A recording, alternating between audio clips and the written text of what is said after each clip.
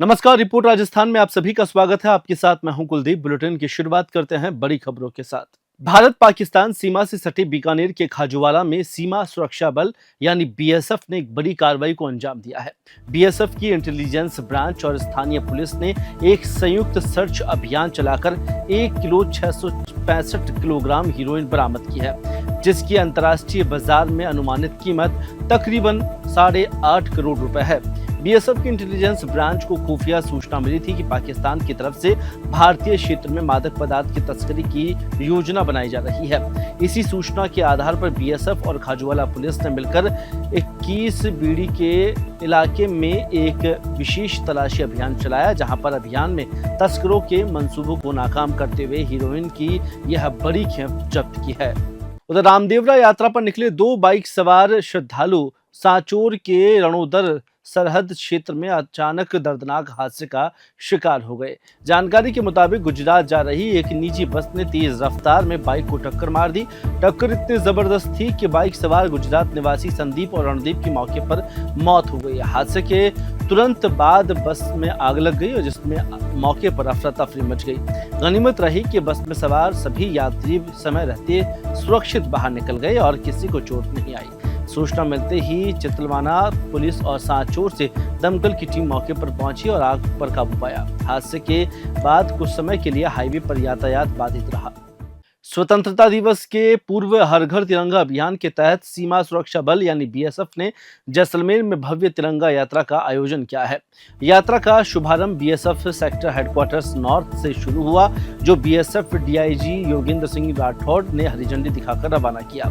तिरंगा यात्रा BSF headquarters से प्रारंभ होकर व्यास छत्री सर्किट हाउस हनुमान सर्किल होते हुए पुनः हेडक्वार्टर्स पहुंची। इस यात्रा में जवान और अधिकारी पैदल और बाइक पर हाथों में तिरंगा लिए शामिल हुए। बीएसएफ डीआईजी योगेंद्र सिंह राठौड़ ने कहा कि इस समय पूरा देश तिरंगामय हो चुका है। जगह जगह तिरंगा यात्राएं निकाली जा रही है। हमारा उद्देश्य सिर्फ सरहदों की रक्षा करना नहीं है, बल्कि देशवासियों को एकता का संदेश देना भी है। देखिए, आपको पता है कि पूरा देश इस वक्त तिरंगामय हुआ है। हर जगह तिरंगा यात्राएं निकल रही है। इसका उद्देश्य यही होता है कि हम ऐसे मौक़ों पर सभी देशवासियों को एक संदेश दें कि पूरा भारतवर्ष एक झंडे तले हम लोग कार्य करते हैं और एक झंडे तले हम एकता का एक प्रतीक है। तो आज यहाँ पर जो जैसलमेर में सेक्टर नॉर्थ में हम लोग ये कार्यक्रम कर रहे हैं, जिसमें हमारे काफ़ी कार्मिक पैदल भी है, मोटरसाइकिल के ऊपर भी है और व्हीकल्स पे भी। ये पूरी रैली हमारे जैसलमेर शहर से होते हुए वापस आएगी और ये जैसलमेर वासियों को एक संदेश है, क्योंकि हमेशा वैसे तो हम लोग सीमाओं की रक्षा करते हैं, लेकिन देश को किस तरह से एकता के सूत्र में पिरो जाए, यही संदेश हम देने की कोशिश कर रहे हैं। स्वतंत्रता दिवस से पहले हर घर तिरंगा अभियान के तहत चित्तौड़गढ़ जिला प्रशासन की ओर से major Natwar Singh higher secondary school से गोल प्याऊ तक भव्य तिरंगा यात्रा का आयोजन किया गया। यात्रा के दौरान पूरा शहर भारत माता के जय और वंदे मातरम के नारों से गूंज उठा और वातावरण भक्ति बना हुआ, जहां पर तिरंगा यात्रा में जिला कलेक्टर आलोक रंजन और पुलिस अधीक्षक मनीष त्रिपाठी, भाजपा जिला अध्यक्ष रतन गाडरी और समेत कई जनप्रतिनिधि अधिकारी मौजूद रहे। इस बीच हाथों में तिरंगा थामे लोगों ने देश के प्रति गर्व, सम्मान और समर्पण की भावना का उत्साहपूर्वक प्रदर्शन किया। अलवर के राजगढ़ क्षेत्र में दिल्ली मुंबई एक्सप्रेसवे पर एक तेज रफ्तार वाहन ने पीछे से पुलिस वैन को जोरदार टक्कर मार दी। टक्कर इतनी भीषण थी कि पुलिस वैन में सवार 4 पुलिसकर्मी और 8 लोग कुल मिलाकर घायल हो गए। वहीं टक्कर मारने वाली गाड़ी आग पकड़कर जलकर राख हो गई। सूचना मिलते ही दमकल की गाड़ी मौके पर पहुंची और आग पर काबू पाया। सभी घायलों को तत्काल पिनान चिकित्सालय पहुंचाया गया, जहां पर प्राथमिक उपचार के बाद उन्हें अलवर रेफर कर दिया। घटना उस समय की है जब पुलिसकर्मी एक मुलजिम को लेकर दिल्ली से जयपुर आ रहे थे। हादसे से कुछ समय के लिए एक्सप्रेसवे पर यातायात भी प्रभावित हुआ।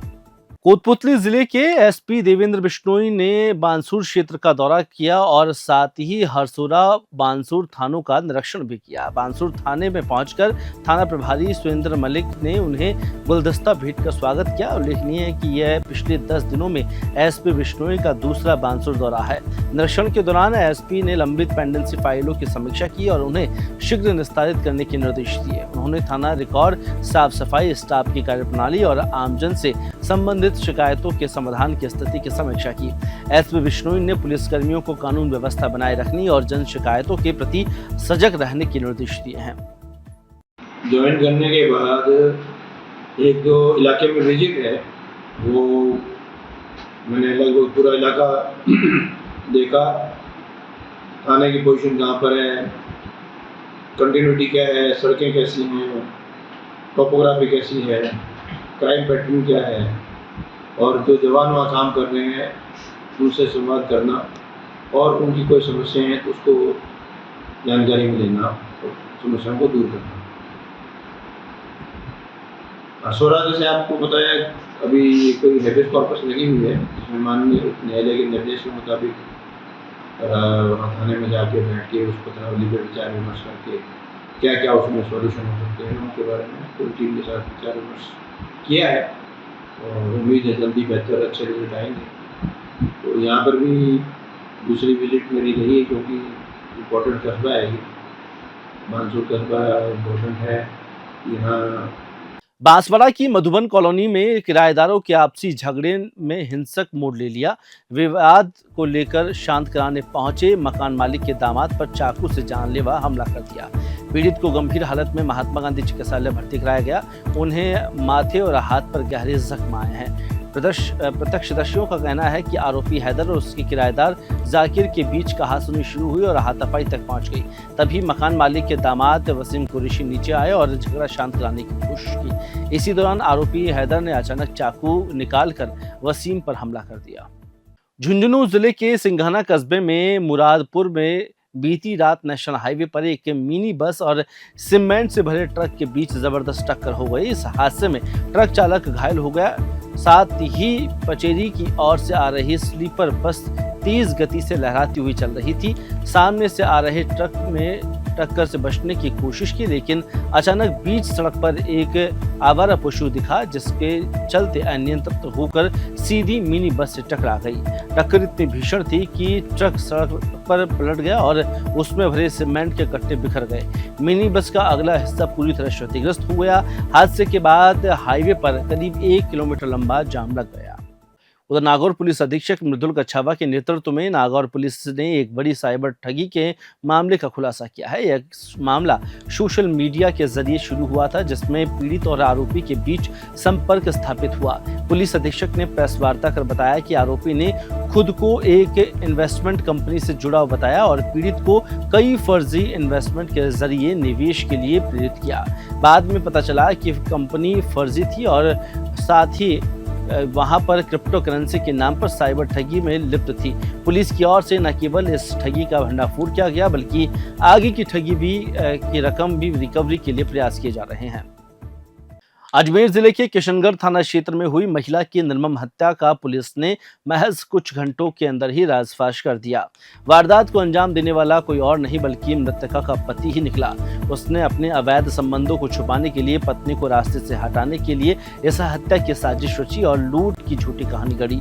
पुलिस की तत्परता और सूझबूझ से मामले की गुत्थी सुलझ गई और साथ ही आरोपी सलाखों के पीछे पहुंच गया। इस घटना के तुरंत बाद मृतका के भाई विष्णु मालाकार ने रिपोर्ट दर्ज कराई थी। रिपोर्ट में उसने संदेह जताया कि संजू के पति रोहित सैनी का चाल चलन ठीक नहीं था, उनका किसी और महिला से संबंध था। इसी कारण पति पत्नी के बीच लंबे समय से विवाद चल रहा था। जैसे कि आपको पता है कल एक घटना सामने आई थी जिसके अंदर एक दंपत्ति जो है वो अस्पताल में पहुंचे और पति का ये कहना था कि कोई लोग आए और उन्होंने लूट की वारदात की और पत्नी का जो है वो मर्डर किया, जिसमें जो पति है वो रोहित सैनी है, पत्नी जो मृतका है उसका नाम संजू और संजना सैनी था। तो इस घटनाक्रम की जानकारी में आने के बाद पुलिस ने गहनता से अनुसंधान शुरू की। हमारी मल्टीपल टीमें बनाई गई। उन टीमों ने साइंटिफिक तरीके से, टेक्निकल तरीके से, हर तरीके से अनुसंधान शुरू किया और अनुसंधान के बाद पति से पूछताछ करने के बाद सारे सर्कमस्टेंशियल एविडेंसेस, FSL, सारी चीज़ें देखने के बाद यह हुआ कि ये जो घटना है ये एक फैब्रिकेटेड घटना लग रही थी। और उसके बाद जब पति से पूछताछ की गई तो पूरी की पूरी जो घटनाक्रम है वो सामने आया। इसमें जो पति है जिसका नाम रोहित सैनी है उसके द्वारा यह घटना कारित की गई थी। उसका लंबे समय से किसी और महिला के साथ अफेयर चल रहा था और वो अपनी पत्नी को अपने रास्ते से हटाना चाहता था और उसने पिछले कई दिनों से एक प्लानिंग के तहत अपने 2 साथियों के साथ मिलकर इस घटना को अंजाम दिया। घटना के अंदर 2 और लोगों का इन्वॉल्वमेंट सामने आया है जिनको भी डिटेन किया गया है और आगे की जो कार्रवाई है हमारी गिरफ्तारी की बाद अनुसंधान वो जारी है। यह घटना कुछ ही घंटों में पुलिस के द्वारा खोल ली गई और अच्छा काम जो है वो पूरी की पूरी जो किशनगढ़ थाने की और जो हमारी ज़िला विशेष टीम है उसके द्वारा मिलके और बाकी के जो हमने विशेष टीम का गठन किया उनके द्वारा की गई है। फिलहाल इस बुलेटिन में इतना ही। मुझे दीजिए इजाजत। नमस्कार।